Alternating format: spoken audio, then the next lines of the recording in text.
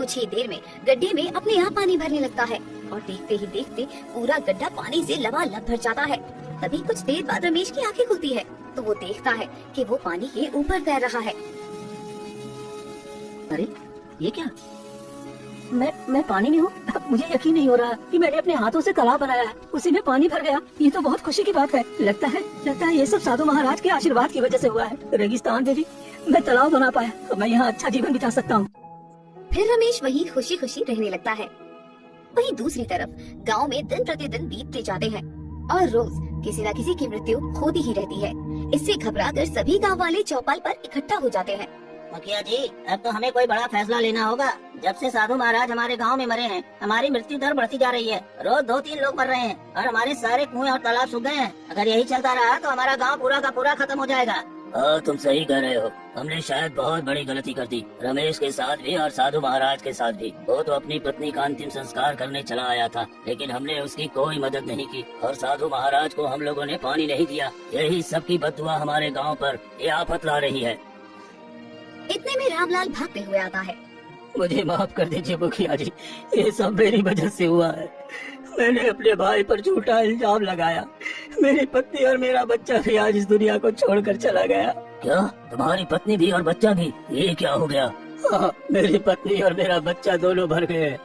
ये सब मेरे ही पाप कर्मों की सजा है। मैंने अपने भाई के साथ अन्याय किया, चोरी मैंने की और उस पर झूठा आरोप लगाकर उसे फंसा दिया। शर्म करो रामलाल, तुमने अपने ही हाथों अपने भाई पर चोरी का इल्जाम लगाया और मैं भी नहीं जानता कि तुमने उसके साथ कैसा व्यवहार किया। हम पूरे गांव वाले अपराधी बन गए हैं। अब चलो, हम सबको मिलकर रमेश और साधु महाराज की आत्मा से माफी मांगनी होगी। हाँ, मैं भी आपके साथ चलूंगा और अपने प्यारे भाई से माफी मांगूंगा। लेकिन रमेश मिलेगा कहाँ? जब रमेश मुझसे मदद मांगने आया था कि वो जंगल के किनारे एक रेगिस्तान पर अपनी मृत पत्नी को छोड़कर आया है, हम वहीं जाएंगे। ठीक है, चलो सभी गांव वाले मिलकर चलते हैं और उससे माफी मांगते हैं। सभी गांव वाले इकट्ठा होकर गांव से निकल पड़े और कई घंटे सफर तय करने के बाद रेगिस्तान में पहुंच गए। मुझे बहुत जोर की प्यास लगी है। यहाँ आसपास तो पानी भी नहीं दिख रहा। अब हम क्या करें? मुझे तो एक कदम चला नहीं जा रहा। लेकिन देखो मुखिया जी, रेगिस्तान के बीचों बीच कोई हरा हरा पेड़ और एक झोपड़ी दिखाई दे रही है। शायद वहाँ पानी भी होगा। चलिए चलते हैं। सभी गांव वाले झोपड़ी की ओर बढ़ते हैं। झोपड़ी के अंदर रमेश बैठा हुआ होता है और उसके बगल में एक छोटा सा तालाब देखकर सभी अचंभित रह जाते हैं। अरे ये सब कैसे हो गया? ये तालाब वो भी रेगिस्तान में, ये कैसे संभव है? चलिए चलकर हम सब देखते हैं। आखिर वहाँ पर कौन है जो इतने रेगिस्तान में पेड़ पौधे उगा सकता है? फिर सभी लोग रमेश की झोपड़ी के सामने खड़े हो जाते हैं। तभी रमेश बाहर आता है। अरे मुखिया जी और भैया, आप यहाँ? क्या हुआ? सब ठीक तो है ना?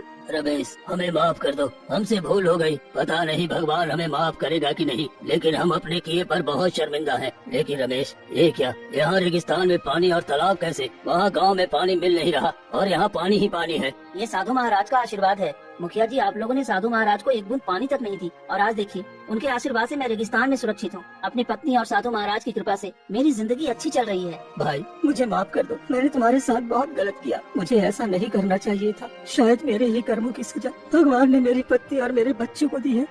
मुझे माफ कर दे भाई। मैं तुमसे कितना भी माफी मांग लूं, पर मेरी पत्नी और मेरा बच्चा वापस नहीं आ सकता। भैया, मुझे आपसे कोई शिकायत नहीं है। आपने अपना कर्म किया और मैंने अपना। मैं इस जीवन में खुश हूँ। रमेश, तुम मेरे गांव वापस चलो। शायद तुम चलोगे तो हमारे गांव की ये भयंकर गर्मी कम हो जाएगी। लोग बहुत मरे जा रहे हैं, निर्दोष भी मारे जा रहे हैं, औरत बच्चे मर रहे हैं। कुछ तो रहम करो। मैं माफ करने वाला कौन हूँ? साधु महाराज अपने बच्चों के साथ कभी अन्याय नहीं होते देखेंगे। वो आप लोगों को माफ कर देंगे। बस उनकी प्रतिमा गाँव में बनाकर पूजा कीजिए, इससे आपके गाँव की गर्मी कम होगी।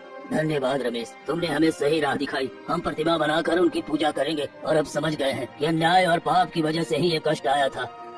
फिर सभी लोग गांव वापस चले जाते हैं। अगली सुबह सभी गांव वाले साधु महाराज की प्रतिमा बनाकर गांव की सीमा पर लगा देते हैं और उनकी पूजा करने लगते हैं। देखते ही देखते गर्मी कम होने लगती है, हवा ठंडी होती है और लोग राहत महसूस करते हैं। देखो, आज हमारे गांव में फिर से जीवन लौट रहा है। फसलें हरी भरी हो रही हैं और लोग खुश हैं। आज से हम वचन देते हैं कि कभी किसी साधु, गरीब या भूखे प्यासे को अनदेखा नहीं करेंगे। हाँ, जो भी गांव में आए, गरीब, दुखिया, भूखा प्यासा, हम दिल से स्वागत करेंगे और उनकी मदद करेंगे। और उस दिन के बाद से गांव वाले बदल गए। वहीं रमेश साधु महाराज और अपनी पत्नी कुसुम की याद में रेगिस्तान में ही अपनी झोपड़ी में खुशी खुशी अपना जीवन बिताने लगता है।